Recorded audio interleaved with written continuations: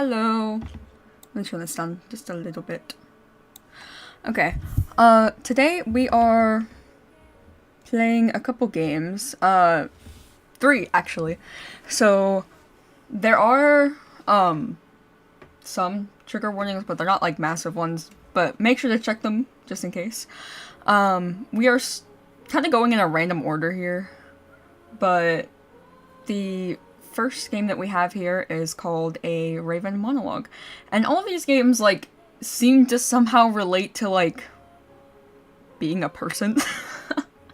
I wasn't exactly sure how to word it or like go with it, but these are what you guys picked tied with Resident Evil, so we are just gonna get in. It shouldn't be a long stream tonight either. It should be like an hour-ish, I think. So yeah, let's hop into a Raven Monologue.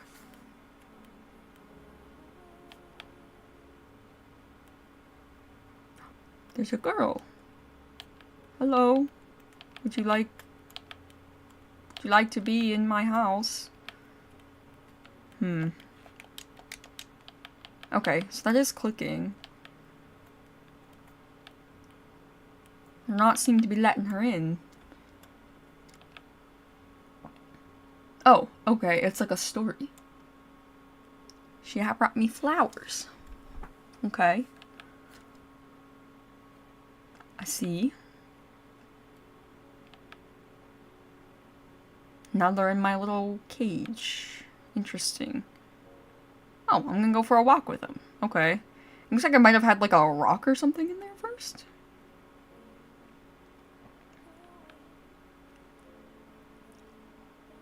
And then you see a shopkeeper. Am I gonna take what he has and put it in my little cage?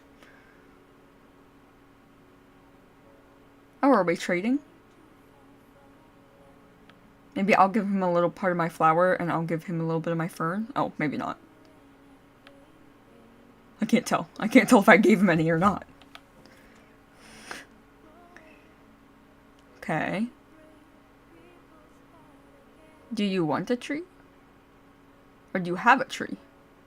You have some tree. Okay. I didn't see that on them, but alright. Just collecting my little stuff. Am I gonna give it to the little girl? Is she gonna give me her pinwheel? That's cute.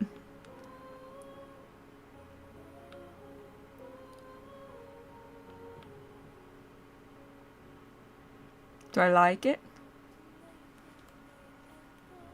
Does he like it? I can only go backwards.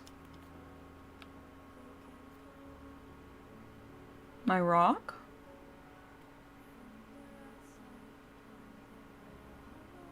I'm so confused. Is she... Why am I leaving the rock now?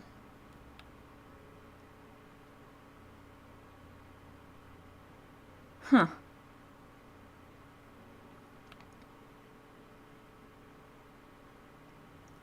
They're all rocks?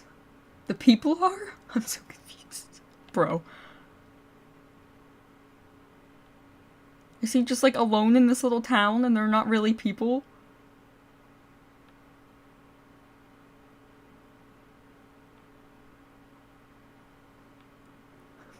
Don't understand.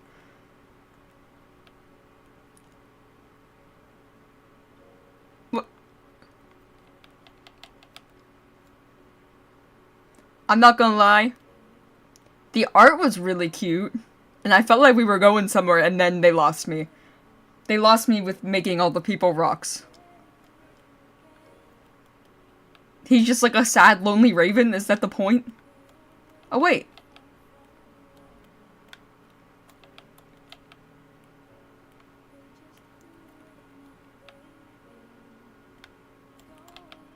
It's still rocks now. So maybe I need to replay it again?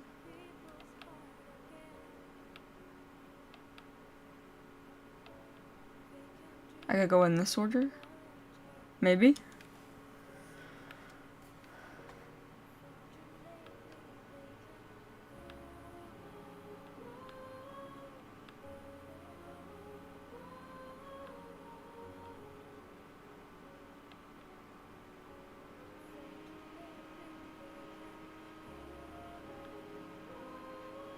Is it just that he's a sad little raven man in his own little place?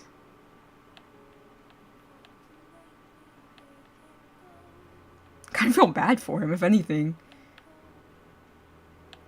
See, I thought this was gonna be about, like, how, like, people, like, help each other and stuff, not... Actually, the people were rocks. And he's lonely. Okay, I guess there's something else to do with this. Okay. Not what I thought it was gonna be. Alright, let's get the next one up, I guess.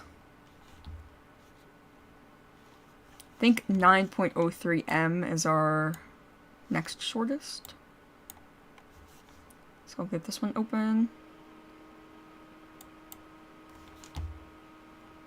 This one might be a little triggering for anyone who's been, like, in the flooding and stuff recently.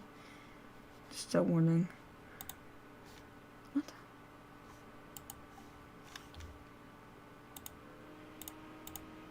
It's not letting me open it.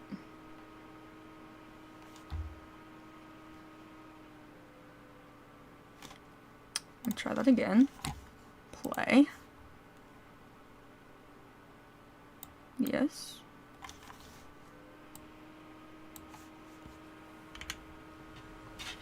Oh boy, it changed like my whole screen layout. That's great. Why? Why did you feel the need to do that?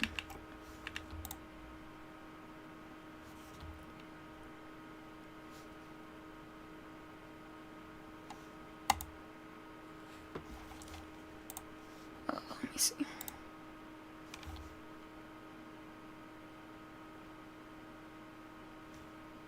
Doesn't seem to be working. Okay, we might not get to play this one.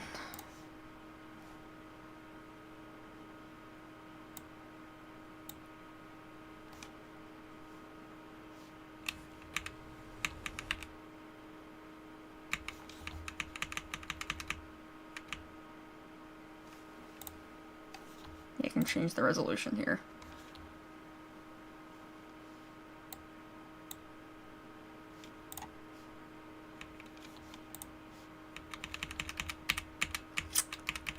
Hello, Sylvix. I'm having a problem with the game that we're trying to play. We already played the first one. Let's see here. See if I can do anything about this.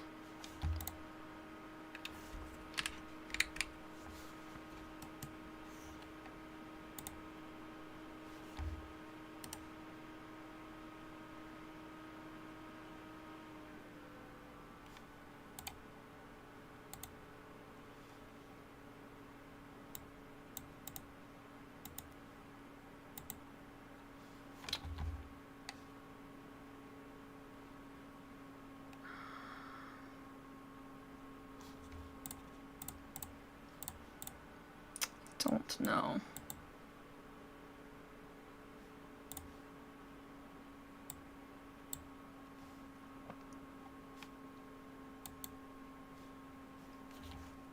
I don't think we're gonna be able to get this one up and going, unfortunately.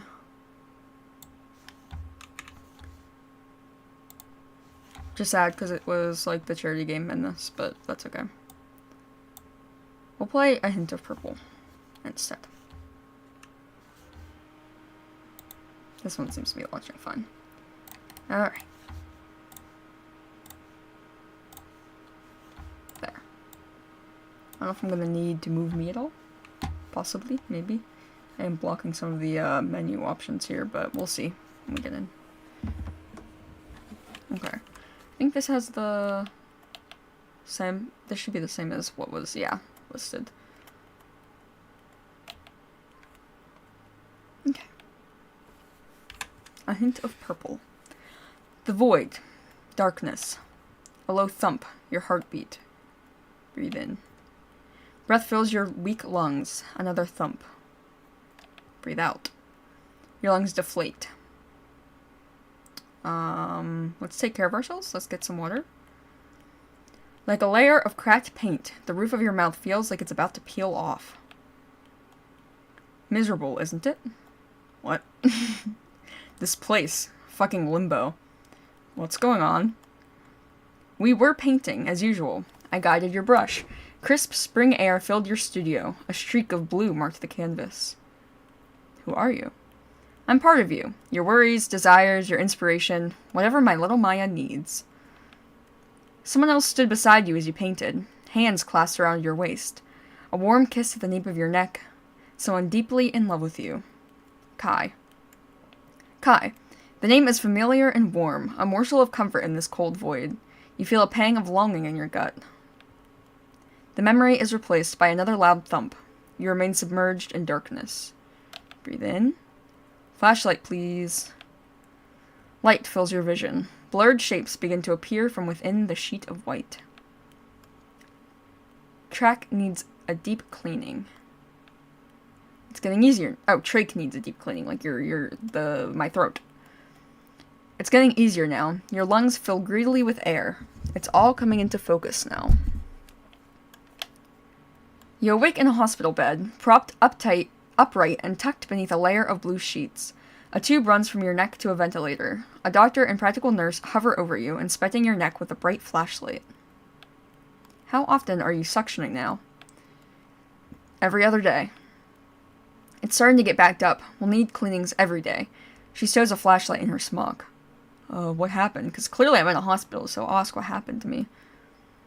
You don't think this is a waste of time? Cases like these are extremely rare, and we have a lot to learn here. What we've actually learned? That she's brain dead? I could have told you that after the first cog test. Hey, I'm not brain dead. I'm thinking. Do I have, locked-in syndrome, maybe? What are you saying? She has a partner who's still visiting. They're in here 5 times a week like it's a fucking job. Kai. I see them in here too, but that's their choice. I don't know if we'll see progress with Maya, but what we learn here is important. It might help us save the next one. Look, I'm stretched way too thin already. If I spend any more time on this patient, I'll be neglecting the others. You know, the ones that can talk back. What do you mean? She mulls over the thought. I'll talk to your CN and see if Tessa can take over trach care. That'll free you up for your other 2 patients. Or for your other patients. She leads the nurse to the door as the 2 exit. So I'm guessing we must have been in some kind of accident, but I'm thinking maybe we have locked-in syndrome, which is where you can hear everything, but you can't respond to it. Thank you, doctor. The door slams behind them. Wait. The hospital rings in your ears. Silence slowly creeps in. Just as you thought this cold hospital room now. Just you alone in this cold hospital room now. What's happened to me? You'll piece it together soon enough. The room knows.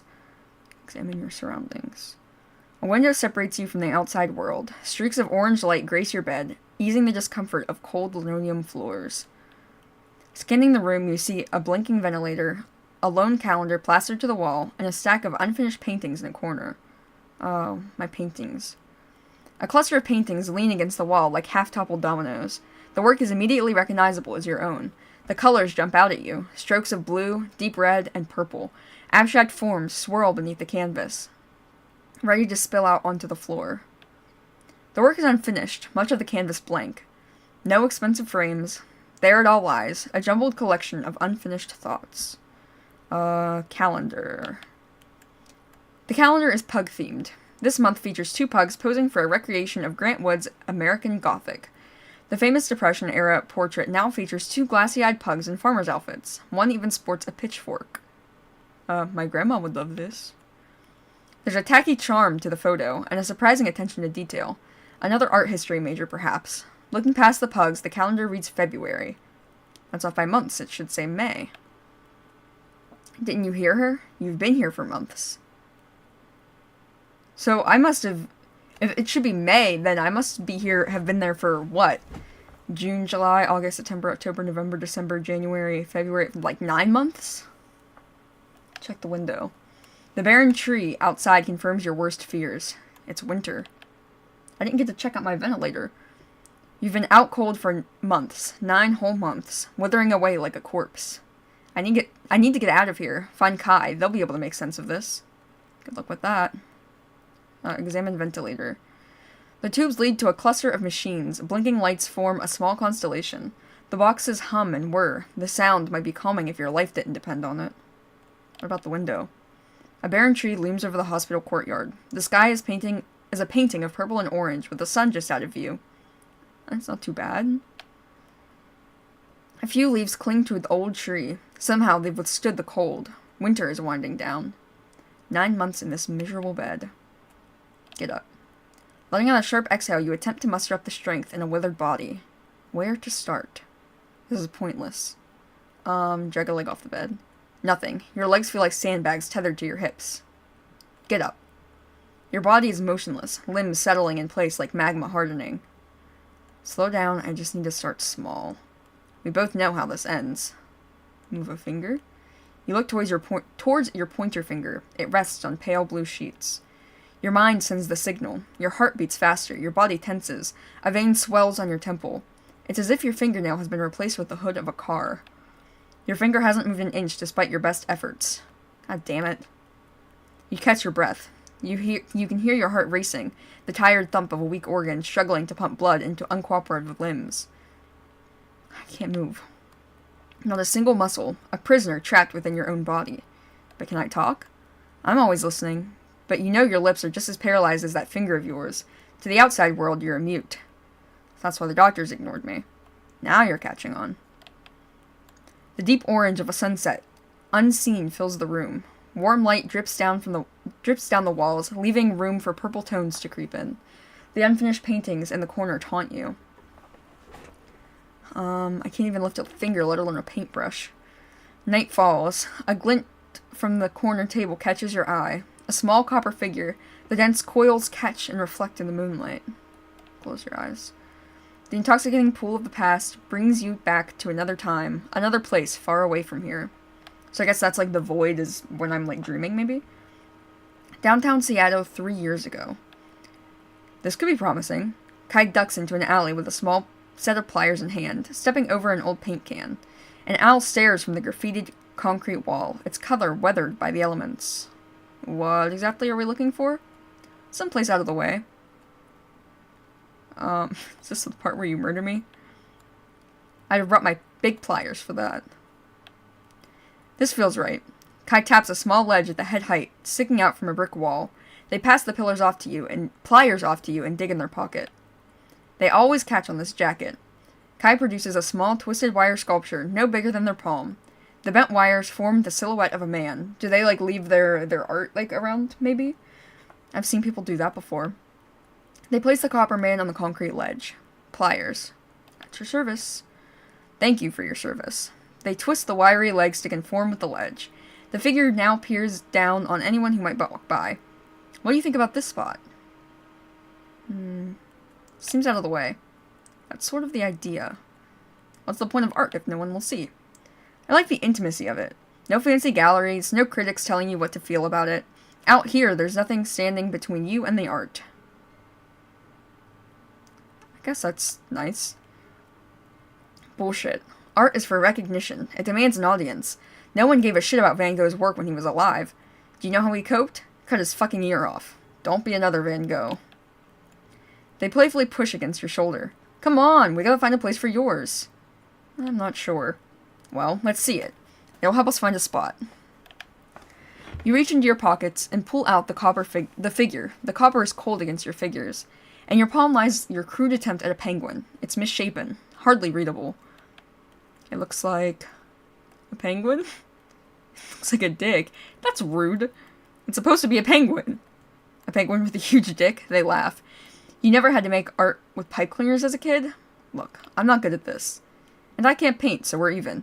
Now let's find a spot for your sculpture. I would have liked to keep my art. I've kept most of what we've made since we were, like, little. In a big box. It's like one of those big bins that people store, like, big stuff in. It's full of my art. Your jury... Jeez. Okay. I'll take a drink, I guess. Let's try to read that again. Your dreary new reality snaps back into focus. I also need to change this real quick. Sorry. I don't know when that switch happened. It was kind of weird.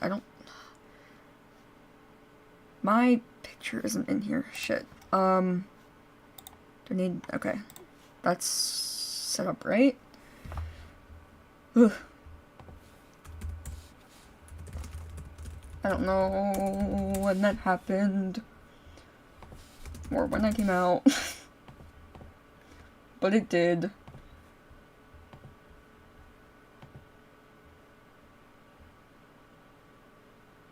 Come on.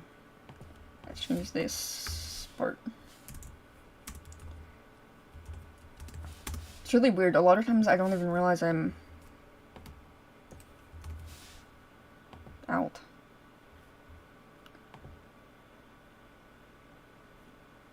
Okay.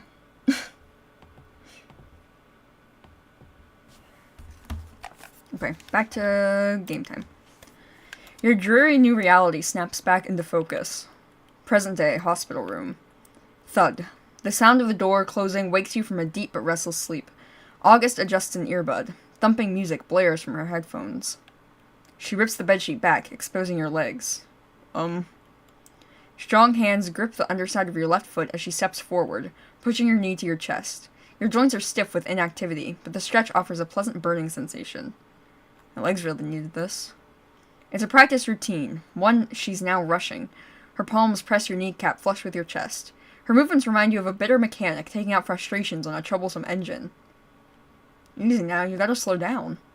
She continues to push. The tendons stretch, then they stretch a little more. Piercing needles of pain drill into the sensitive tissues of your hamstring. Suddenly you feel a tear within your groin.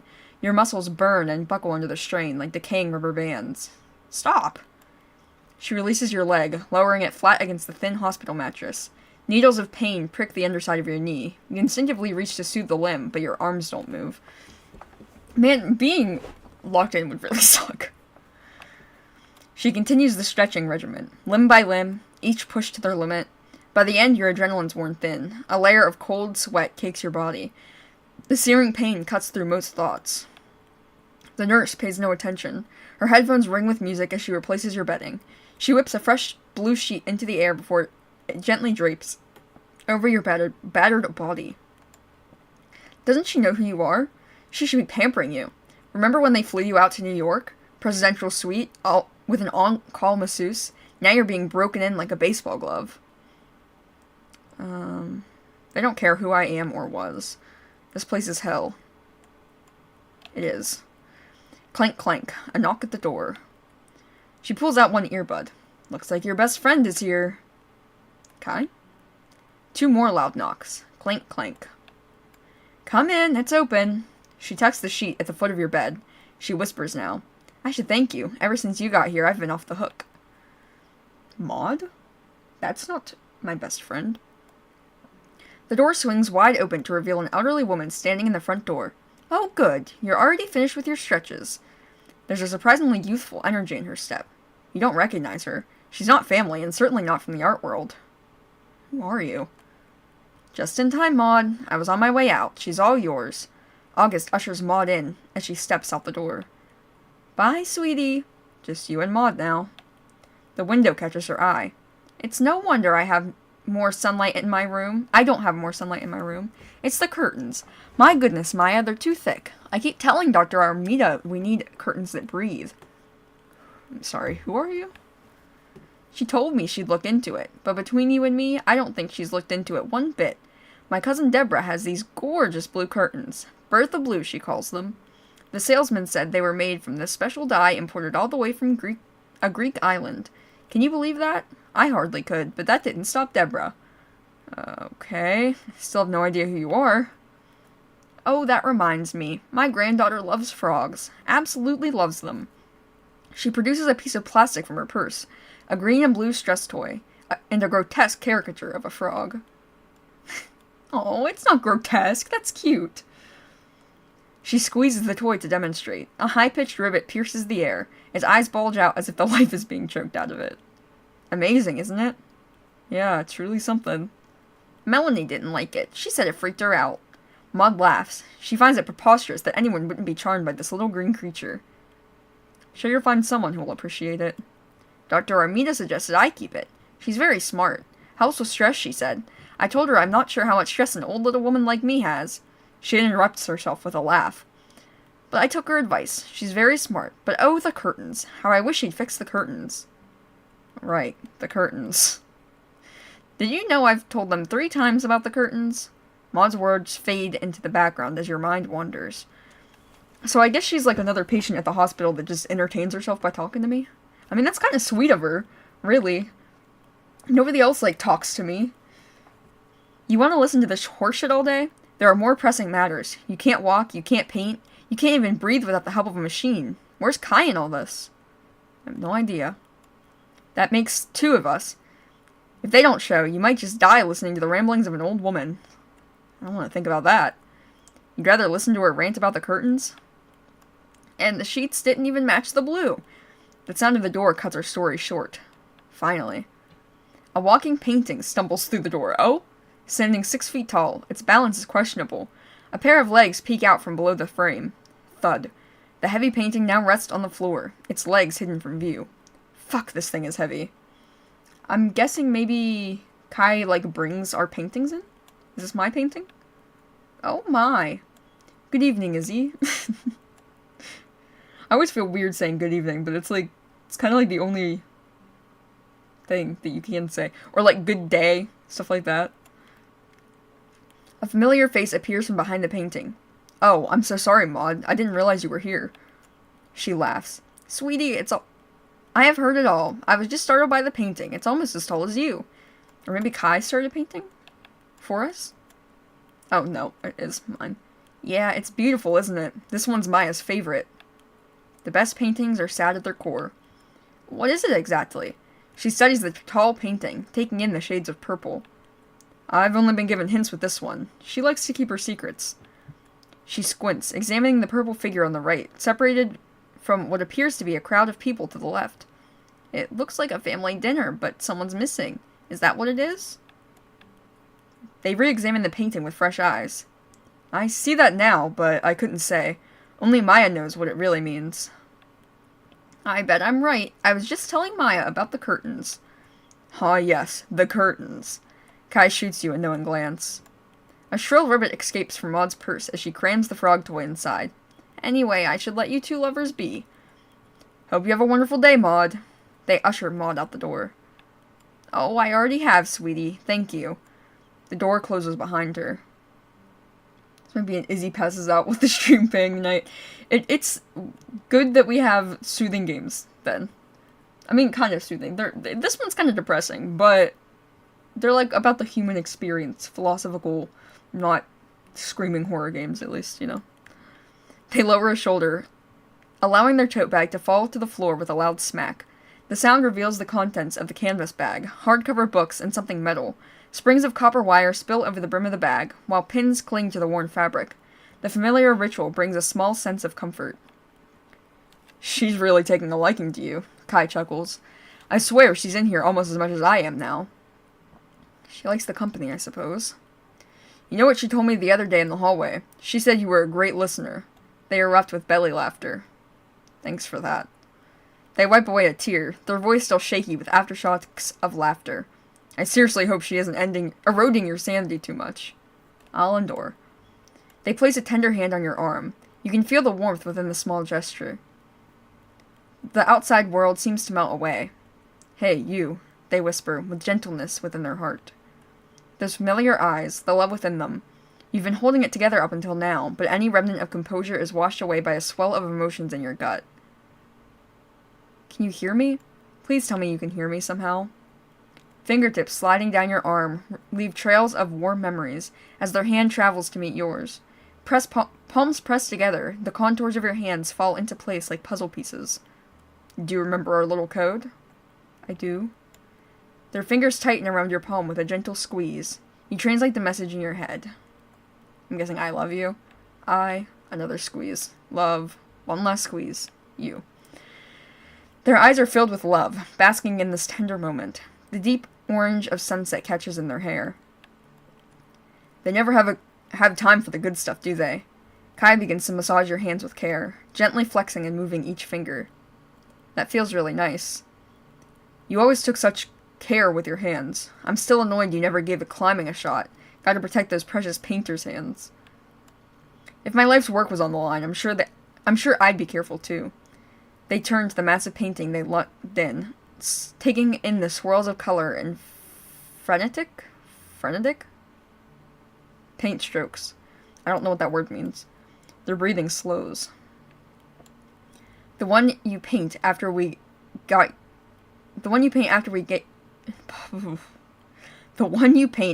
get you out of here.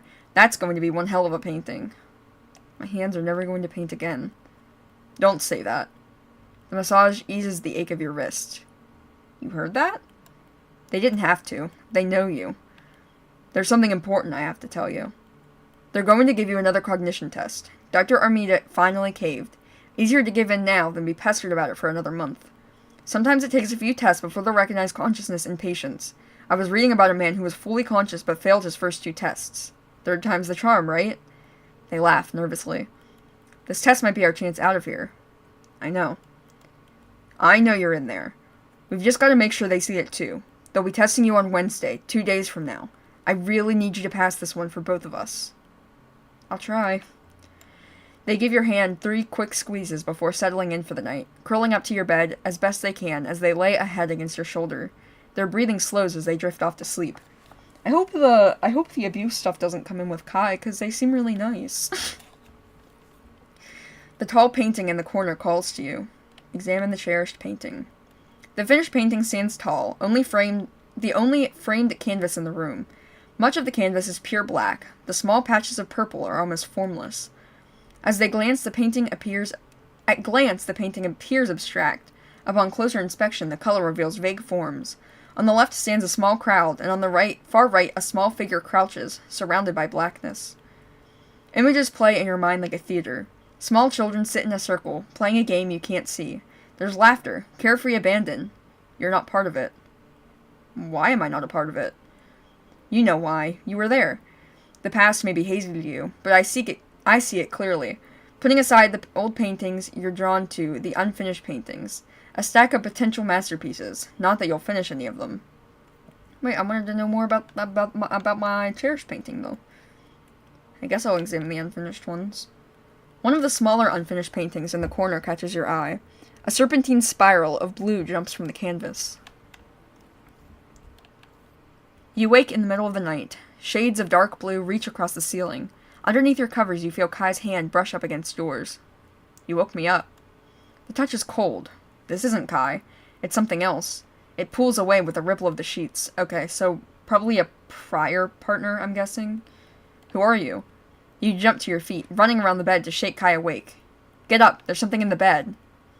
They grumble in their sleep and turn their back to you. Shake them harder. Their eyes scrunch open. Hi. They let out with a crack in their voice. Get up, there's something in the bed. Their hand searches underneath the sheets with a few pats. They pause for a moment before bursting out laughing. What? Did Dolly scare you? They pull their arm from beneath the sheets to reveal a long blue python wrapped around their forearm. Oh, okay. So this isn't the bad guy. Or bad person yet. It's just Snake. She's so cuddly tonight, isn't she? Kai gives the snake a peck on her forehead. On its forehead. Oh, thank God. And no, she didn't scare me. I was just terrified. I've tried sealing that cage every which way, but Miss Parton sure is resourceful. The snake hangs on... Oh, Dolly Parton. That's cute. The snake hangs on Kai's arm like an elegant jewelry. The snake's green scales reflect blue at this time of night. A few white scales glitter underneath the moonlight. Black slits for her eyes gaze back at you with a cold refrain. Your heart is still beating adrenaline. You're shaking. It's okay, sit down. With Dolly wrapped around one arm, Kai uses the other to pet your back as they admire the blue snake. Snakes get such a bad rap. You know most snakes aren't venomous? They're beautiful creatures, extremely intelligent and elegant. Their belly scales actually allow them to control how much friction they have on a surface. The creature slowly wraps around Kai's wrist. And what animal gives better hugs? They're misunderstood creatures. Kai looks at you. You getting at something? Nothing. So you gonna slither back into bed with me, or what? You gonna put her back in the cage first? Dolly stays. Now get in here. Kai snuggles you from behind. I would be worried about sleeping with a small animal like that. I would be scared I was gonna squish it. Shit. Dreary from sleep, Kai fumbles for their phone. Shit. They mumble under their breath before answering. Did they oversleep their job? An immediate switch in tone. Kai's professional voice. It's clean and cheerful. Morning, Mr. Barnes. A stern voice is quick to respond. Where are you? It's 15 past. On my way. You see how this is turning into a pattern, Kai? Silence. Look, I'm on your side here. The kids love you. We all push to give you more flexibility, but I can only cover you for so long. I'm guessing Kai might be like an art teacher, maybe? The next time, management might take matters into their own hands. I understand. Thanks, Ted. Alright, take care and see you soon. He hangs up. They shake their head, downplaying the warning. It's fine. Exasperated, Kai tosses the phone to your bed. You okay? They lazily trace the circles on your shin, through the hospital sheet, retreating into themselves, masking the stress carried by their brow. Oh, they're a counselor. I remember the way you lit up when you got the news about this job. You were literally dancing around the living room on the phone. A text lights up Kai's phone and breaks their daze. Don't worry, I'll be fine. Go. Alright. They grab their phone and swing the heavy tote bag over their shoulder. They plant a light kiss on your cheek. They make their way to the door. See you tonight. Say hi to Maud for me. The door shuts behind them. Very funny. You know Kai can't keep this up. The weight is too heavy. What can I do? Pass that test. You hear the hitch of the metal turn. Back so soon? The nurse steps through the door frame. Time for more torture? She slowly walks to your bedside and pulls the sheets, exposing your legs. Another day, the same tired routine. Her hands clasp your foot. She steps forward, pushing your knee to your chest. Her pocket buzzes. She freezes mid-stretch, your leg hovering above your abdomen. Please let me go. She gently places your leg on the bedside and inspects her phone. White light burns into her face. She pauses for a moment before answering. Hey. Her tone is unusually timid. A man's voice is heard on the other end. His words are inaudible, but he is clearly agitated. Not yet. I'm at work. He retorts. I'm sorry. Okay, so maybe Nurse August is dealing with the abusive situation then. I'm sorry. The line goes dead. He's hung up. She slowly places the phone back in her pocket. She grips your right leg, starting the routine again. She releases your leg, cutting the exercise short. She stands in place, staring blankly into the corner of the room. What's going on? She looks lost. A high-pitched squeak cuts through the silence. God damn it, Maud. The door creaks open as she steps in, stowing the frog in her bag. I hope I'm not intruding. Come right on in. Woken from her daze, she silently brushes past Maud to exit. She speaks in a hushed voice that's not as quiet as she thinks it is. Not a peep from her today. I find that quite rude. Something's up with her today. She slowly takes a seat on the couch in the corner. With her bag centered on her lap, hands perched atop it, she sits up like a prairie dog. My little Janine's in middle school. You know what she's doing? What was she doing, Maud? She's very good with computers. You should have seen this one when she was little. She laughs. Oh, she was glued to the screen, I tell you. We couldn't pry her away. I told her mother we need to get Janine off that box and out playing, but she'd go right back, every chance she got. Now everyone uses a computer. I'm sure you're good with them. I mostly work with physical mediums. Her mother tells me she's learning. Oh, what did they call it? Oh, I remember. She's a coder. The first in her class. I told Alice I don't know what a coder is, but I'm sure as rain she's going to take credit for my granddaughter's intelligence. Congratulations. She sounds very smart. You know, Alice was never good with computers. I think that's for the best. She was always more of a... Her voice trails off in the background as your mind wanders. Kai is going to lose their job because of you. Have you ever seen them so exhausted? They look as if they've been up for a week. If the roles were reversed, would you do the same for them? Give up painting? I doubt it. You wouldn't last a month in their shoes. They've been here for 9. Her words come back into focus. And then the funniest thing happened. Alice dropped the bowl. There was brownie batter everywhere. I couldn't believe it. A sound at the door. Knock, knock. Come on in. She lights up. More company. A registered nurse in her late 20s enters. I hope I'm not interrupting story time. She addresses Maud, but shoots you a knowing glance. Oh, I don't know if I'm much of a storyteller. She takes it as a compliment. Beth's in the common area. I know she'd love to hear all about your granddaughter and her coding too. Oh, but of course. Tessa gives way to Maud as she leaves, like a trained matador sidestepping a bull. Made that look so easy. I see you've met Maud. Yes, I have.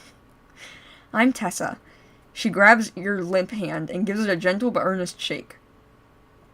I'm Maya. She smiles and looks over the wide window. You know, this room has the best view in the whole building.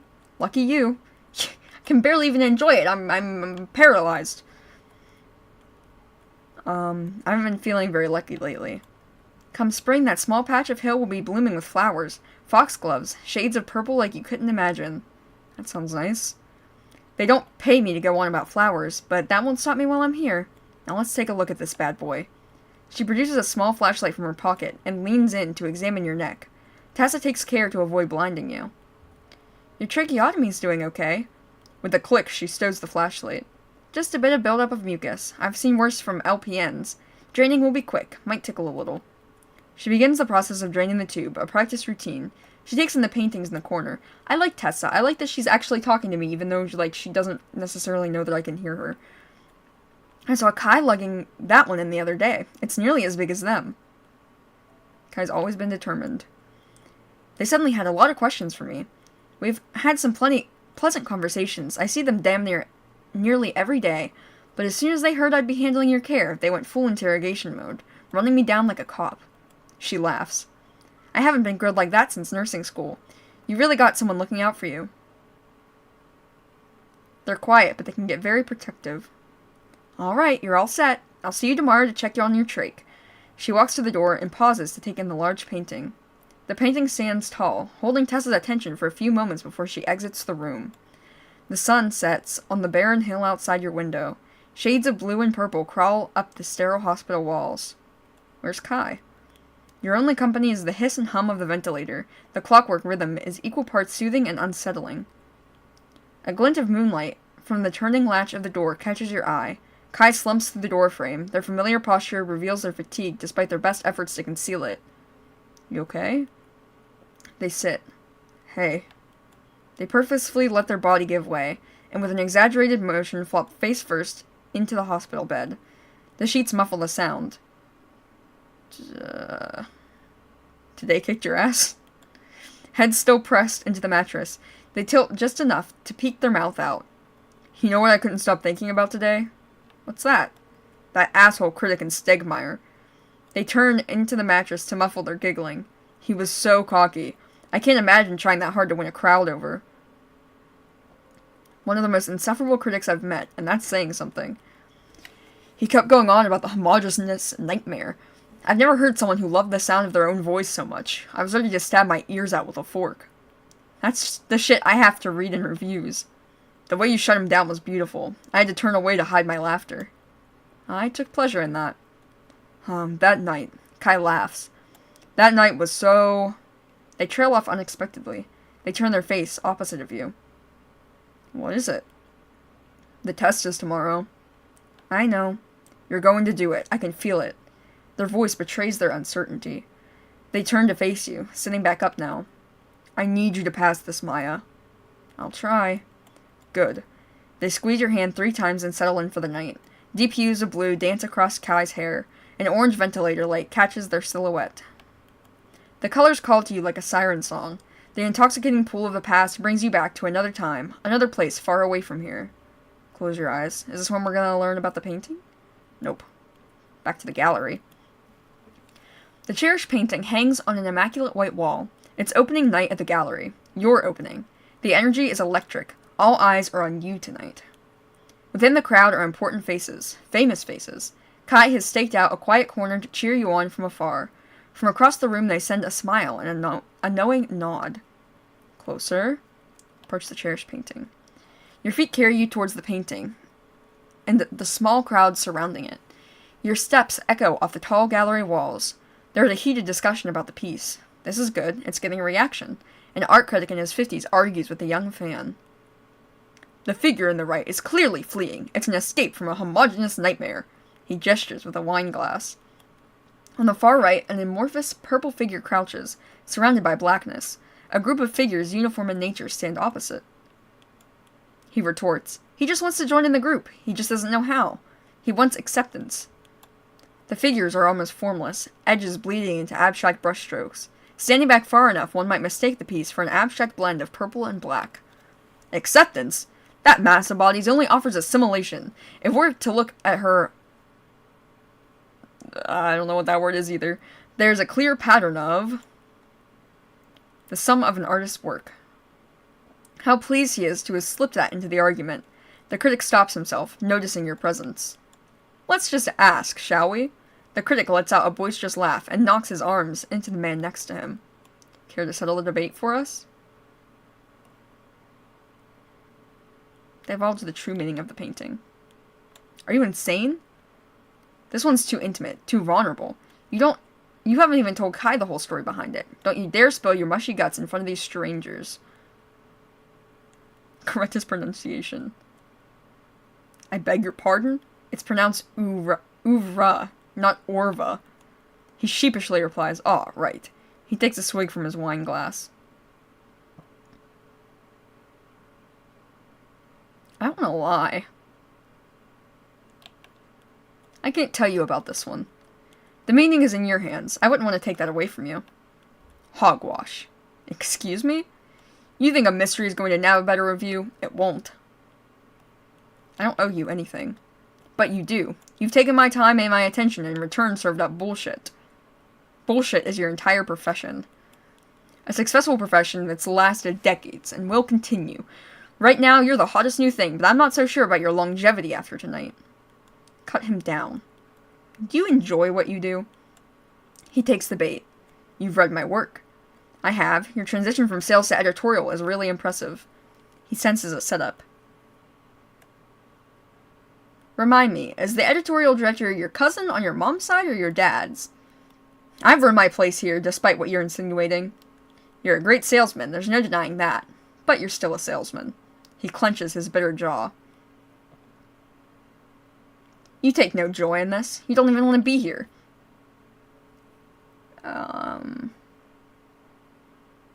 You parrot other people's opinions and pass them off as your own.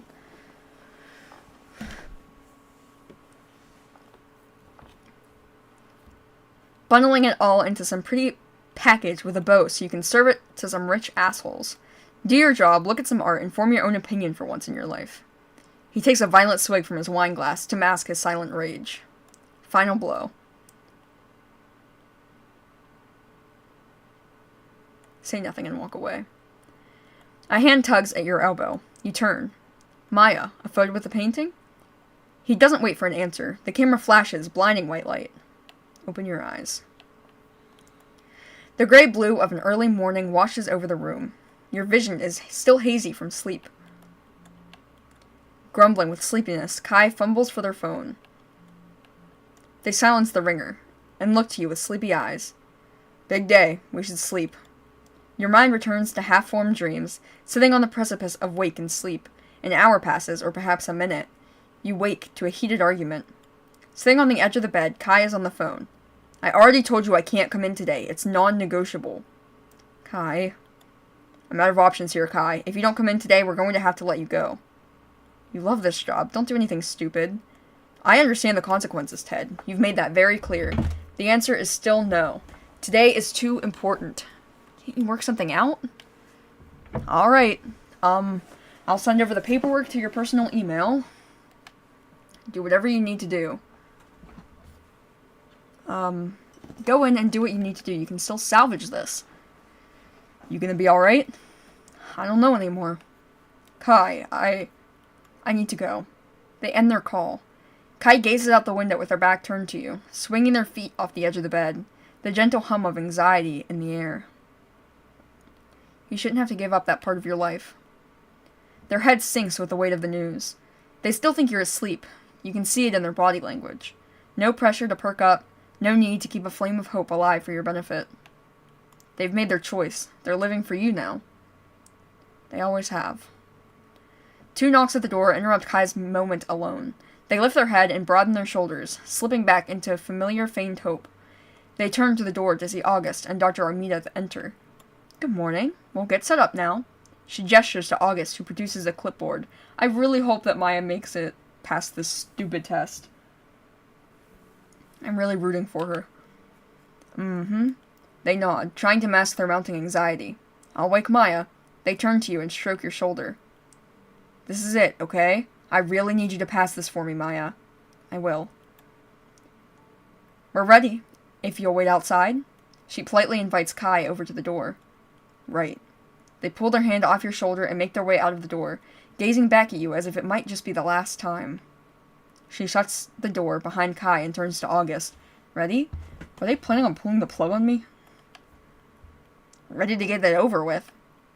Dr. Armida ignores the comment and takes a seat next to you. She talks slowly, as if you were a child. Maya, I'm going to run through a series of tests. It's very important you follow my instructions so we can communicate with you. I know, and I'm ready. When I turn this flashlight on, I need you to follow the light with your eyes. Following the lights lets us know you can hear us. Understood? Yes. We'll begin now. Remember to follow the light with your eyes. Showtime. Click. A burst of blinding light sears your retinas. Something is terribly wrong. You feel the bedsheets below you give way. You sink through them like quicksand and then they're gone. You gasp for air as you feel that awful lurch in your stomach. You're falling, tumbling into darkness. Looking up, you can see your body frozen in the hospital bed. The test playing out, but it's so far away. The body above is no longer yours. Nothing but a small speck getting smaller and smaller. Then it's gone. A force pulls you downwards, but it isn't gravity. Something deep within yourself. A terribly familiar place. Fragments of a deep-seated memory. You look towards it, to the abyss below, the deepest black you've ever seen, until dull shapes reveal themselves. Blurred brown, a touch of orange, 3 dark spots. Your studio. You see it from above now. 2 figures stand over a collapsed body. Your body. You recognize the shape on the left, Kai. The shape on the right, an unknown man. Your body is strewn across the floor beneath them. Your studio is a crime scene. Blood replaced by splatters of blue paint. On the floor. Across your clothes. A half-finished painting with streak of blue paint looms over the room. The man on the right stoops to your body with something black in hand. You hover above him now, but you can't escape it for long. You feel yourself falling back into your body. Back within your body, you now look up at the EMT from the floor.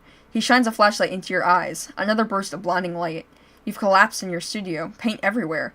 His lips move, but you can't make out a word. Kai's hand is on your shoulder. They're crying. You're being wheeled to an ambulance. It's all speeding up, coming to a terrible end. Click. The painting. I remember it now. Transported back to the current, the bitter reality of the hospital room sets in. It must have been 9 months ago. Are you alright?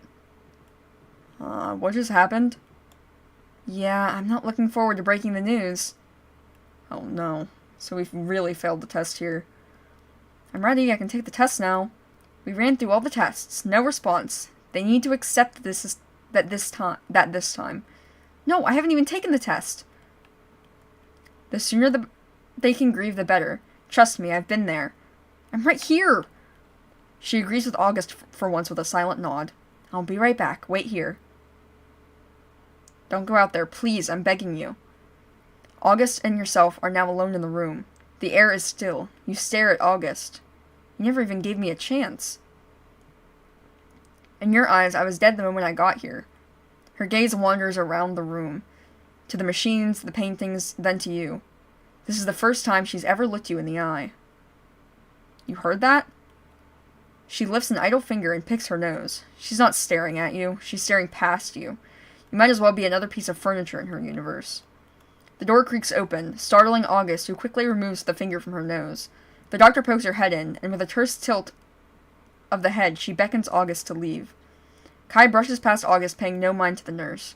All of Kai's focus is holding the weight of the news until that door swings shut. And now it's closed. Just you and Kai now. They pace at the foot of your bed. Silence hangs in the air. You can't be gone. They tug at your shoulder. You have to be in there. They frantically take hold of your hand. Forcefully, they squeeze. Once, twice, 3 times. Kai, say it back. How?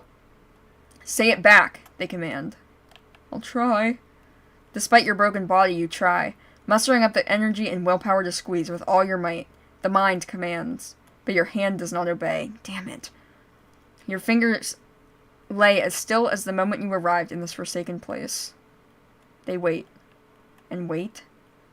I can feel your heartbeat in your fingertips. They release your hand and pull back with heaviness in their heart. 9 months. They look to the window in the changing season, winter coming to a close. Come May, we'll have been stuck in this room for an entire year. After the first month, everyone told me you wouldn't make it. That your mind was gone. That the Maya I knew was dead. I didn't want to believe them, Maya. They shake off their 1,000-year stare and look to the floor. But now the tests say you're gone too.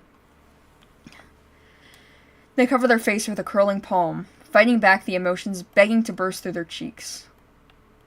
They inhale, composing themselves briefly. My dad says I need to grieve, but how the hell do you grieve this? They gesture to the ventilators, calming whirring in the background. Do you remember what it was like before all this? Of course. I remember the gallery openings, your paint-splattered jeans. They laugh. Now it feels so far away, like memories from another life. Kai mulls on the thought.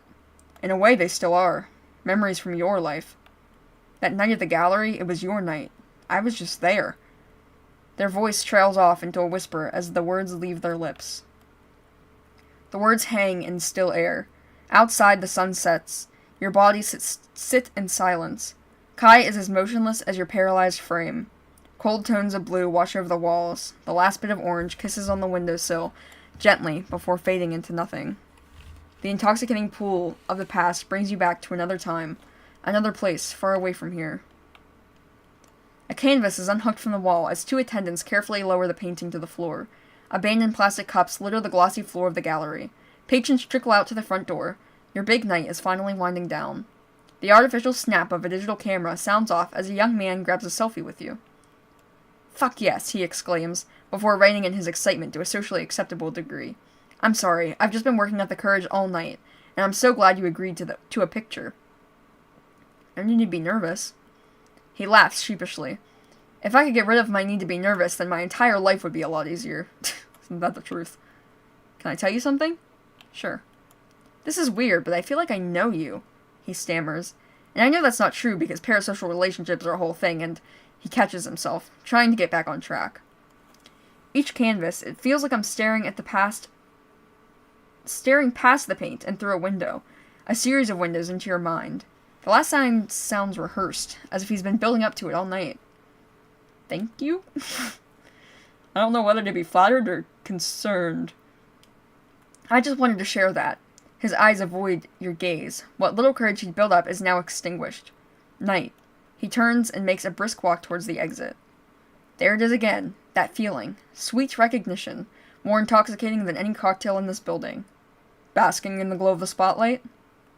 That's what tonight is for, isn't it? I saw you light up all night. How are you feeling? Elated.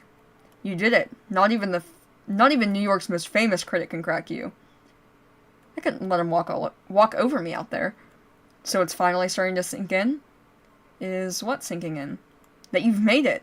Look at this. An entire exhibit dedicated to your work. You're always so worried about having made it. This is it. Now enjoy it a little, won't you? I'll keep working on it. That's the spirit. Hey, they shift in place. I didn't want to burden you with this before the show, but I had a rough day with work and I could really use someone to talk through it with. What happened? I came in like I usually do and immediately got into it with Rebecca. You know how she's been a shit show since her divorce. Kai's words fade into the background as you replay the events from tonight. Why did you tell that critic off? You know that's going to come back to bite you in the ass, don't you? He deserved it. He's going to change his review, put you front and center and make you look like an asshole. We all know he's the asshole. That's irrelevant. Why did you have to correct him? Because he was a pretentious prick. And you're not? All I saw was 2 self-indulgent assholes vying for attention. Don't you have enough eyes on you? No. Their words shift back into focus. She's the worst. The words ring with finality. That was it. That was the end of their vent. Kai's waiting for you to respond now. Let's go middle ground. She sounds like she's making your life really difficult. Maybe you can smooth things out with her tomorrow? I won't be there tomorrow. They laid me off. They look incredulous. You didn't hear a single thing I said, did you? Oh. Whoops. You always do this. It's like you're never actually here. You're off in your own head. They toss their drink to the side and into the trash. Kai. Might as well be invisible to you. They mutter under their breath as they brush past you, leaving you alone in the space. The once decorated gallery walls now stare back at you blankly. Soft morning light paints the walls with a faint blue. Tessa checks the mess of tubes running from your neck, like a power line technician untangling decades of electric cables. You're quiet today? I have a lot on my mind. I didn't mean... For fuck's sake. Let me start over. I feel like I've been talking too much. And you seem off. Is something on your mind? Too much. You need someone to talk to? More than you could ever know. You can tell me, really. But you can't hear me. Tessa radiates patience. She gives a nod as if she's already listening to a captivating story by you. So you're just going to sit there and listen, whether I tell you or not? Tell my story. The memories come back into focus, ready to pour out. I've never told the full story behind this painting. Everyone sees something different on the canvas. When I look at it, I see this one moment. You ever play hide and seek as a kid? The silhouettes of children forming a circle on the canvas. She leans in, a captive audience of one with kindness in her eyes. I was never very good at it, but I remember finding a particularly clever spot that day. Oh god, did they forget about them? Or forget about her? The silhouetted child slips behind a houseplant. A search party of kids pass by. So obvious, no one thought to look for it. One by one, my friends found everyone. I was the last kid left. But they moved on to another game. I saw a glimpse of their lives without me. Oh, I didn't read this part. The group leaves your shadow in the corner and congregates. But they moved on to another game. I saw a glimpse of their lives without me. The children laugh and play. I thought I'd never come back, that somehow I'd vanished into those walls. Your shadow dissolves into dust. The painting settles into a natural state, that moment now immortalized on the canvas. I've always been terrified of that feeling, and now I've done that to Kai. Tessa receives the words she cannot hear, with warmth and kindness. She places a comforting hand on your shoulder. For the first time since waking up in this place, you feel truly seen. She lays a comforting hand on your shoulder. Logically, you know she can't hear your silent words, but she receives them with kindness and warmth all the same. Everyone just wants a chance to be heard. Now it's a big part of my job, but I wasn't always good at it. I was so nervous when I first started as an RN. I was so caught up with how I came across that I wasn't truly listening to my patients. There was this blind man who I was assigned to. He wanted me to walk him through the courtyard. He could do it himself, but he wanted me to describe it. He wanted to know every detail, and he was insistent on it. I felt so silly at first, telling him about a discarded coffee cup, dandelions poking through the concrete, black dots of gum on the pavement. It wasn't a pleasant view, but he treasured every word. As I said it out loud for him, I realized that for the first time in my life, I was looking out rather than in. I walked through that courtyard nearly every morning before I met this man, but I swear I never saw it until that day. Tessa's eyes wandered to the windowsill, the courtyard just out of view from where she sits. It changed the way I saw my patients. I became a better nurse. I'd catch things senior staff missed simply because I was listening. She sits with the thought for a moment and lets out a heavy breath. Well then, you've caught me in a sentimental mood today. Don't get used to it. Tessa jots down the final reading and snaps her binder closed. I'll see you tomorrow. She gathers her notes and makes her way out the door. The courtyard Tessa spoke of is out of view. Light crawls across the windowsill as the day passes. Clouds morph and tumble into the sky like cotton candy. Trust me, you're not missing anything. You heard her. It's a courtyard littered with trash. Perhaps I would appreciate it. See some beauty within it. You've looked past the most important person in your life. I don't see you changing for a courtyard. I don't have to stay that way. Time will tell. Light crawls across the hospital walls. A warm orange fades in and out as clouds drag across them. The door handle turns with a click as August trudges into your room. The door slams behind her. Slate, what are you doing here? With the door closed, she drops her stalwart composure and sinks into the couch at the far end of the room. Her face reveals a brief sense of relief before she slips into sadness. She's been holding it in all day, but here she can relax. Her gaze catches a smudge on her dark blue uniform. Makeup. Worried, she checks her wrist. A deep blue ring of bruises is partially visible. Okay, this is what I thought. Fuck, she mutters. She applies a fresh layer of foundation to the area, concealing it completely. She slips her phone from her pocket and places it on the couch beside her. She turns to the window, biting her nails. She grabs the phone and makes a call. It's ringing, still ringing, and then they pick up. Hey. You can make out the faint voice of a woman on the other end. You wrapping up work? The voice on the other end responds. She lets out a nervous laugh. Right. Pauses to look down at her wrist. He did it again.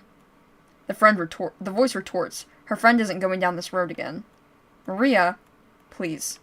Her friend hangs up. She slowly sets the phone down. Defeat washes over her weary face. She fights back tears as she buries her temple in her hands.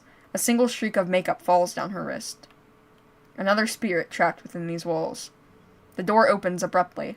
Dr. Armida pokes her head in. August quickly sniffs back her tears. There you are. I was looking for you and... She notices the tears. Are you alright? The concern is genuine. Just fine, she says, slipping back into her resilient composure. August brushes past the doctor and out of the room before she can respond. She stands in place stunned, unable to make sense of the moment. Her eyes scan the room for an explanation, finding nothing. She exhales, collecting her composure and settling back into her professional demeanor before stepping into the hall.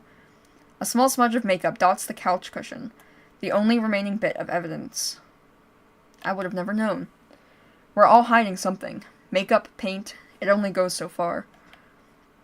The corner plant catches the late afternoon light. Time passes as the leaves draw shadows on the cold why can't I say that word? Linoleum floor.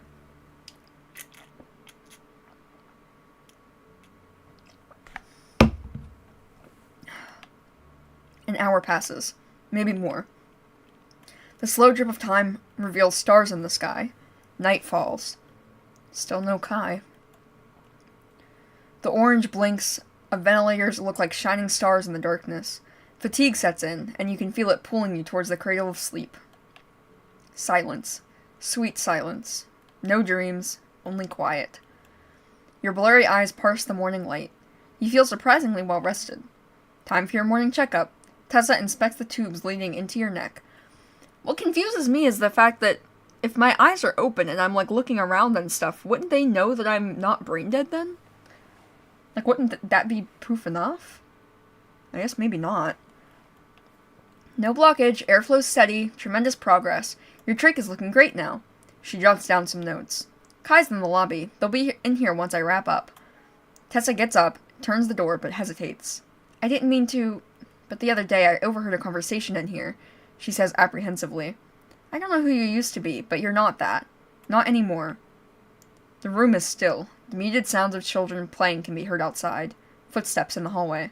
I think Kai's ready for you now. Tessa leaves the room. The overcast blue on the floor tiles warms. Clouds outside shift and fade as streaks of sunlight fall into your room. You look up to see Kai lingering in the doorframe. Their presence is quiet. Kai gently closes the door before joining you at your bed. They sit with you in silence. It's beautiful outside. Wish you could see it. They pause, unsure where to start. I'm sorry I wasn't here last night. Their gaze wanders across the linoleum floor. These past 9 months they haven't been easy. My therapist keeps bringing up grief, but I don't even know how to begin grieving this. A nervous finger traces their knuckles. How can I mourn you when you're right here, when I can still feel your heart beating? So I just haven't. I haven't begun to think about the possibility that you're really gone. I've put all my being into showing up for you, fighting to get you better care, visiting the room day after day. The woman at the front desk, they practically treat me like staff now. For almost a whole year, my life's been put on pause for you. Before all this, I was struggling with us. But after you fell, everything else just seemed so small. I'd almost forgotten what our relationship was. The other day I remembered. It's always been about you. Coming here, day after day, it's made me realize that this is what I've always done. I've always lived for other people. It's something I need to work on my own. And I take responsibility for that. And now I need to live my own life, Maya. They take your hand in theirs and sit in silence. Their breathing is heavy. You can see guilt in their eyes. This wasn't an easy decision. You squeeze Kai's gentle hand once and translate the message in your head. Wait, did it actually work? I see you. You feel it within your heart, but your hand hasn't budged. Damn it. Kai squeezes back once, twice, 3 times. They lean close to plant a delicate kiss on your cheek. The tickle of eyelashes brush against your forehead. As they pull back, their eyes well with emotion, and a quivering lip betrays their composure. They turn to leave. Goodbye, Maya. And then they're gone, leaving only the warm imprint of a kiss on your cheek. Goodbye, Kai. Outside the marks of late winter on the leafless trees, spring is close. All is still except for the sun, which retreats below the horizon. Darkness settles in for the night. Nothingness. Pure black. Another night of dreamless sleep. A new morning. The turn of the door handle wakes you up earlier than usual. The door slowly creaks open as the old woman steps into your room. She scans the room, just the 2 of you. Afternoon, sweetie. Here we go again. My, we're almost out of winter, aren't we? This is a waste of time. That tree is going to be so beautiful come spring. The leaves are just brilliant. You're going to die in this room alone. There was only one person who believed in you, and now they're gone. No one is coming to save you. Kai is gone. Listen to Maud. Since when do you give a fuck about the ramblings of an old woman? Since now. You brace yourself for a response, but it doesn't come. There's a sweet silence within your mind. You remember Tessa's words. Look out, not in. You feel yourself slip into the present moment. No past, no future. Only you and Maud within this moment. You are here. Now, where was I? I know I've been visiting you a lot. I don't want to bother you. It's just that I don't have a lot of people in my life anymore. By the time you get to be my age, you see a lot of loss. You outlive those you love. My mother used to call it the curse of the Ashton genes. Growing up, I knew every kid on my block, and now I'm the last one. Every year that passes, I know less people. Life shrinks. You never get used to it, not even at my age. I felt that way every year except for last winter. That's when I met Victor. We fell in love here of all places. I didn't think something so beautiful could happen after my husband passed, but it has. For the first time in a long while, I felt life expanding, a new face to look forward to, bright eyes full of energy and life. He's a younger man, early 60s, although I suppose that doesn't sound young to you. Yeah, no. He's handsome, too. Such a beautiful head of hair, wavy and golden. She reminisces. Last week he fell. The doctor told me he broke his... She scrunches her brow in frustration. Oh, I can't remember the word. It's so difficult not being able to remember these things. They haven't decided if they'll operate on account of his age. They say it's incredibly dangerous. They said I have to wait. I don't know when I'll see him. Do you know when I can see him? She looks at you with pleading eyes, praying for an answer. I need to tell him something. Her nervous hands wrestle with the purse in her lap. I'm having a hard time remembering how I know you, but I feel like we're old friends. She looks into your eyes with the hopeful heart of a child, content to share the moment of silence with you. Outside, snow clings to the dead branches of a tree. Smears of orange pull the clouds across the horizon. You know, most people here don't give me the time of day, but you always listened. Thank you. She rummages through her purse, which lets out a shrill squeak and produces the offensive green toy. I've come to realize not everyone likes my frog. He's a big talker. She laughs. Maybe that's why he feels like a kindred spirit. He's always brought me comfort. Maybe he'll do the same for you. Is she dying? She places the frog in your hand and gently curls your fingers around it. And without saying a word, she's gone, giving you the toy and the room. Or am I dying today? You might be taking me off the ventilator. The room hums with the whir of the ventilator. Time seems to hang still. Your lifeless hand cusps Maud's gifts. It's a curious thing. Not very cute, that's for sure. The black beady eyes stare back at you. They should bulge out with a squeeze. As you close your eyes, you feel the weight of the toy in your hand. Your fingers curl around it. Nothing. Still nothing. Squeak?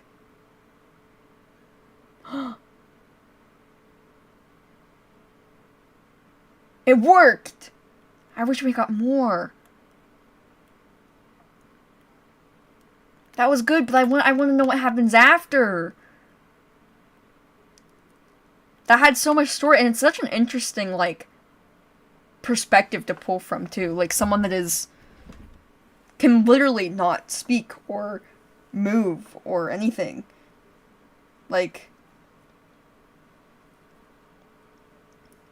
very, very interesting. You don't typically get games that explore those types of perspectives. I very much enjoyed it. I would like to know more. It's sad that we don't get more from that.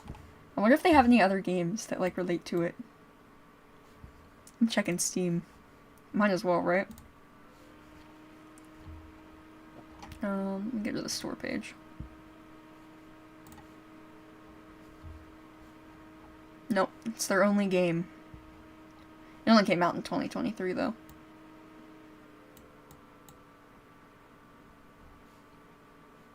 That's sweet. It's not what I was expecting. I don't even think they talk about her being... Yeah, they don't even talk about her being, like, completely unable to talk or anything. They mention that she's paralyzed. But not, like, obviously there's a difference between being paralyzed and being, like, locked in. Or whatever you want to call it. Very cool. Alright, I'm gonna try this last one more time.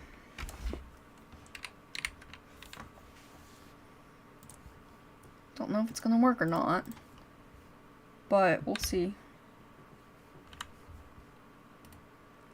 I need to close VTube Studio for a second. I have to actually see the thing.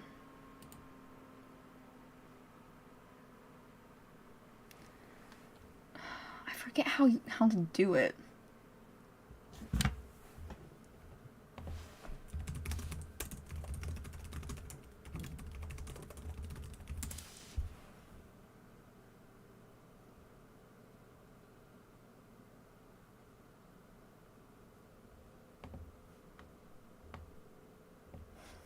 Let me see if I can get this to work.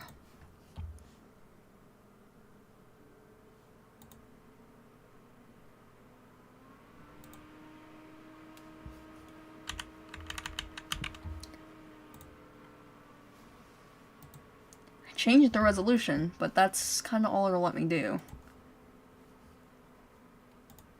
It won't let me open it in windowed mode for some reason.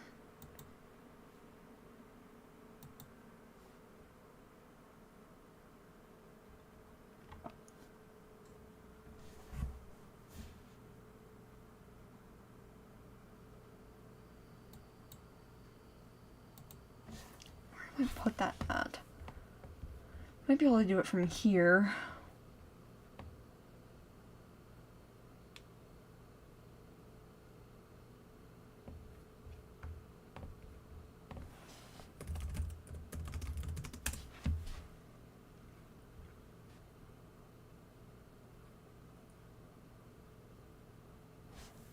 Let's see.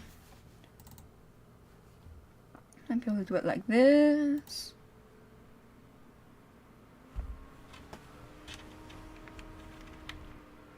There we go. I think I got it. Maybe. Potentially. Okay, I should have it now.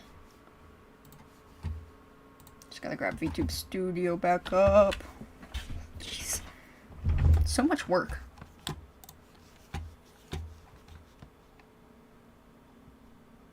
Okay.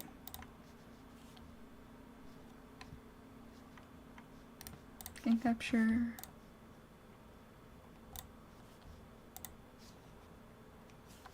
Okay, doesn't work on game capture. What about window capture?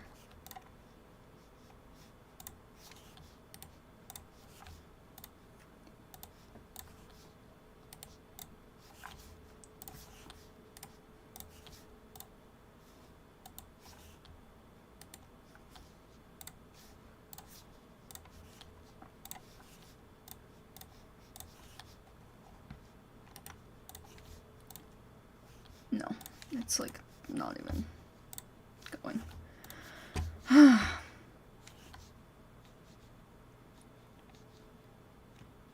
Sorry you have to watch me troubleshoot this again.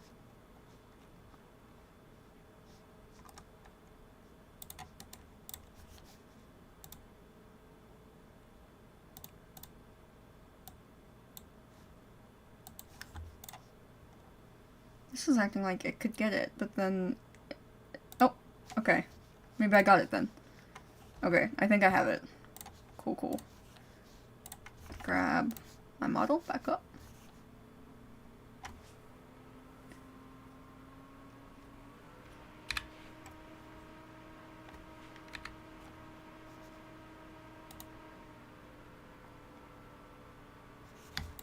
Whoa, why was I up there? Okay.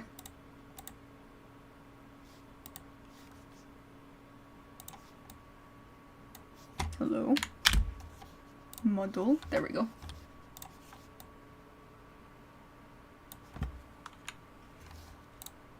Okay. I think I'm positioned correctly. And game capture seems to be working. Okay, this is another short game. I kind of wanted to do this one for, like, before the purple one, but I was having issues back then too. Alright, let's start.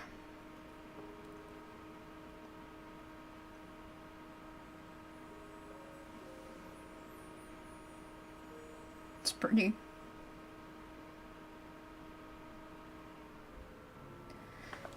This game went to charity, but I don't remember which one it was.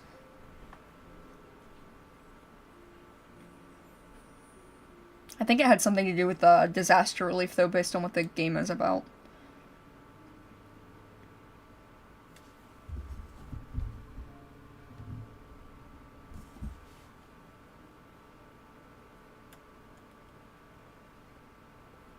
Find the butterflies.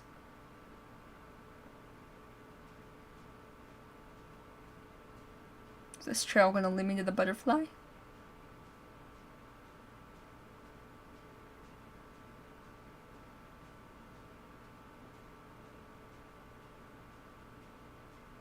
Looks like a little kid sitting down.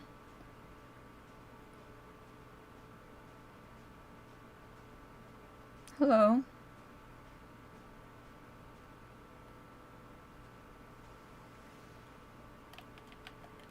Oh, looks like I'm gonna have to use my keyboard for this.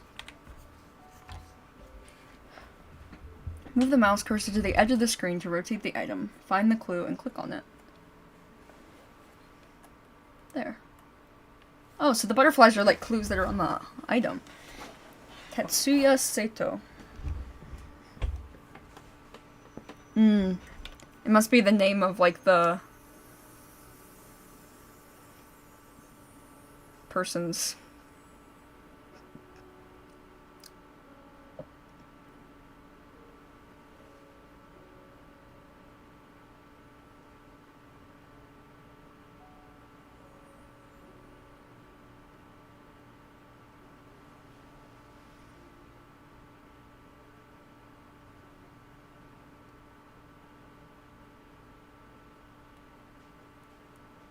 I wonder if those are names of, like, actual people who,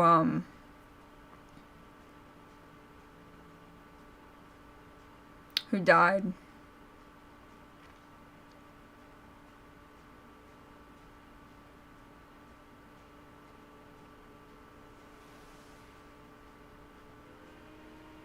Hello?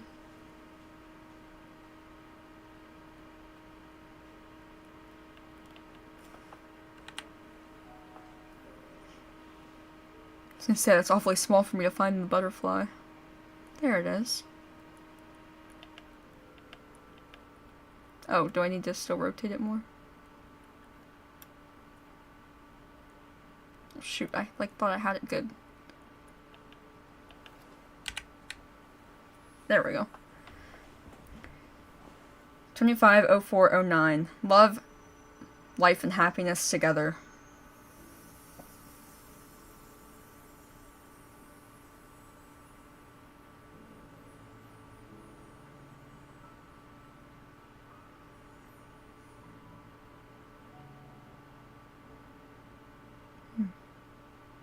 Someone up on a cliff. We didn't have a name for that one.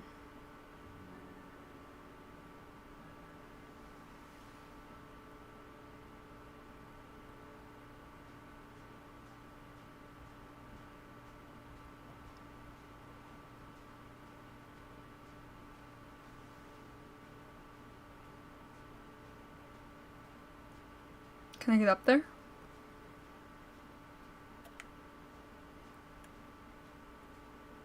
No.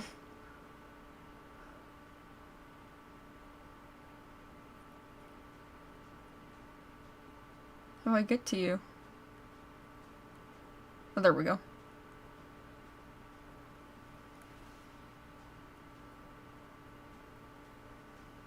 Well, maybe. Oh, I'm trying. Having a hard time getting up that rock. Jeez.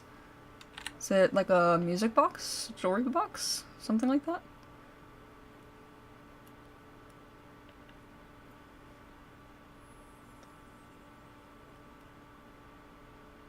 Treasure box? What is that?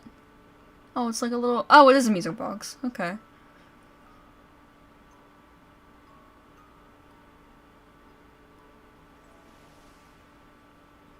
Music is nice.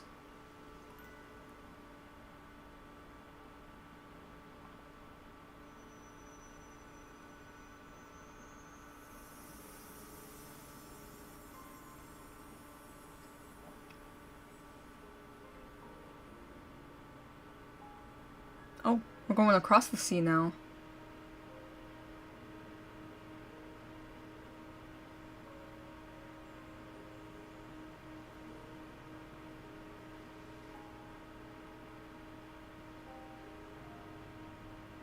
I see. So it, like, continues drawing back. I think that's supposed to be, like, a nod to the tsunamis?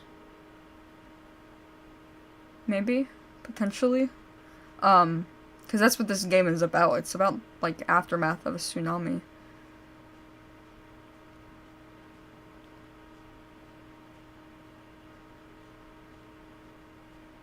Hello.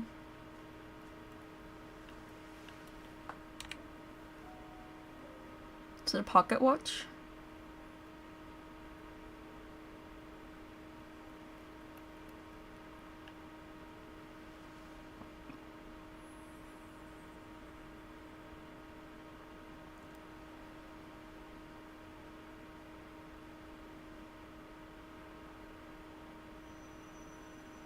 Guess it was just showing me the time.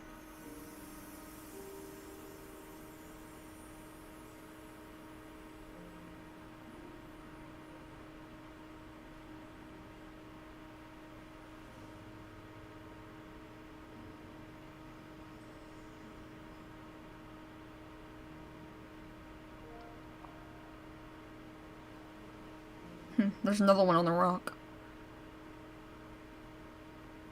Just to go up the slope and jump? Is that why you're showing me the lights to the slope? I'm assuming. Hopefully I don't just fall back down.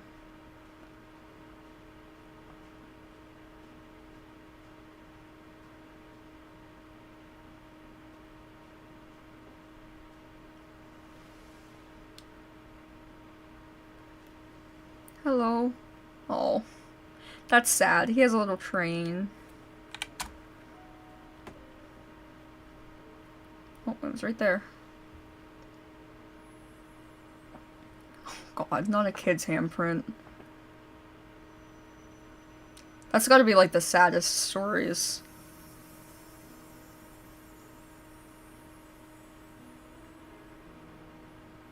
When there's like little ones affected by this stuff.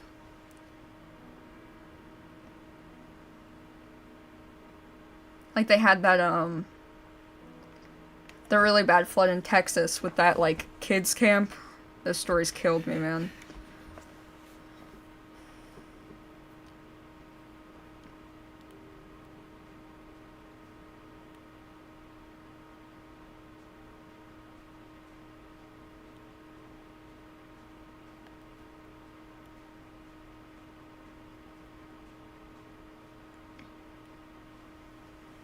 I don't know how many, memories are in here.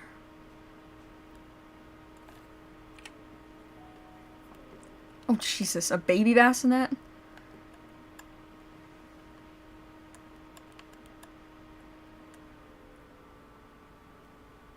Oh. It's in the bottom.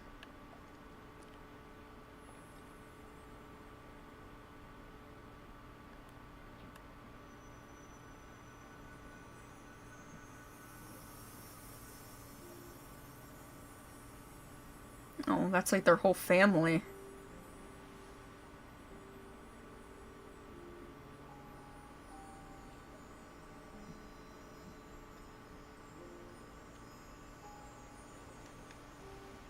This is like a really beautiful way to memorialize.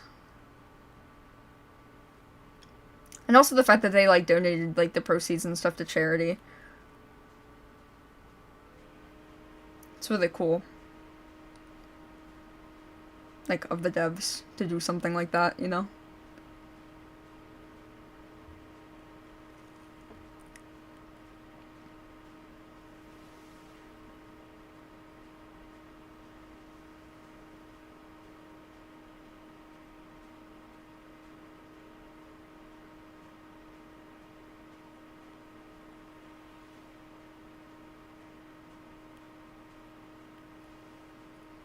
This is a very big one to climb. Oh, another little one. It's so sad that a lot of times, like, the victims are often children or elderly people. Just because they don't have, like, the strength to be able to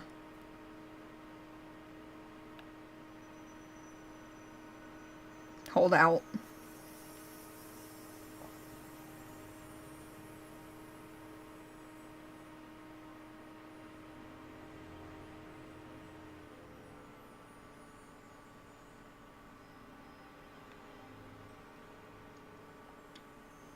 Oh. Jeez. I wonder what this, I don't remember if they specifically said what tsunami this was referencing.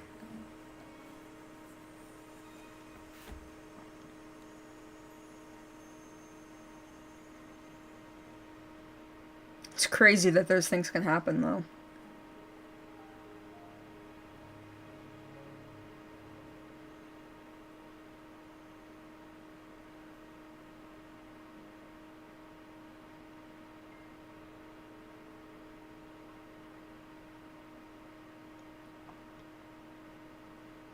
Dedicated to the unique men, women, and children who lost their lives or are still missing as a result of the tsunami that devastated Japan on March 11th, 2011.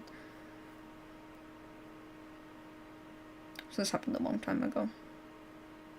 Still very sad, obviously. Just wasn't sure when.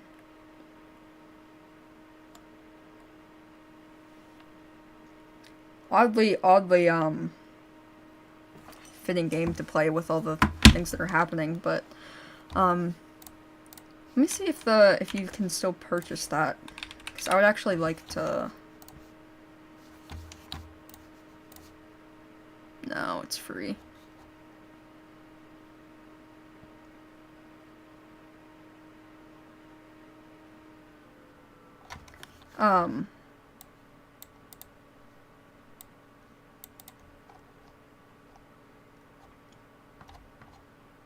But at least for a while, the proceeds were going toward, the royalties were going to Space Budgie. Half of all received Space Budgie royalties go to Aid for Japan, which is a charity that helps children that were who lost their parents in the tsunami, and then the other half went to Red R, which was a charity that helps in disaster scenarios.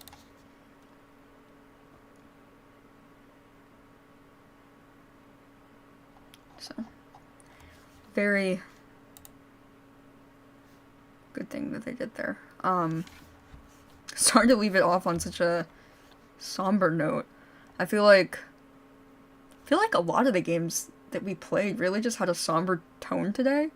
And I wasn't expecting all of them to. Like, Raven Monologue, like, touched on loneliness and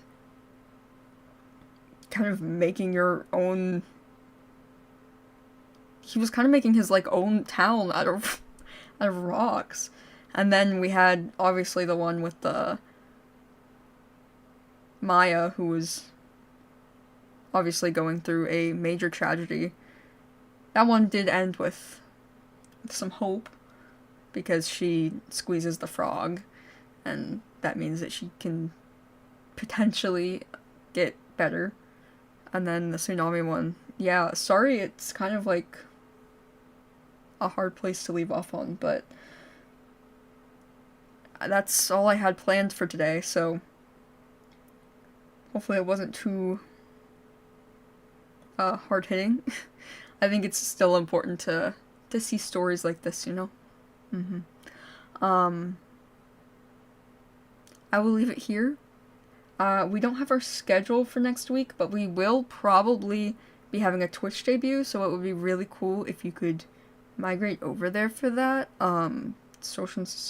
Show some support, because we'd like to start dual streaming. It would really help get more of an audience in and stuff, I think. So thank you for watching. I will get our schedule out either today or tomorrow, probably more like tomorrow. And we will see you guys on probably like Sunday, maybe Monday, but probably Sunday. So thank you for coming, enjoying the evening with me, and we'll see you guys then.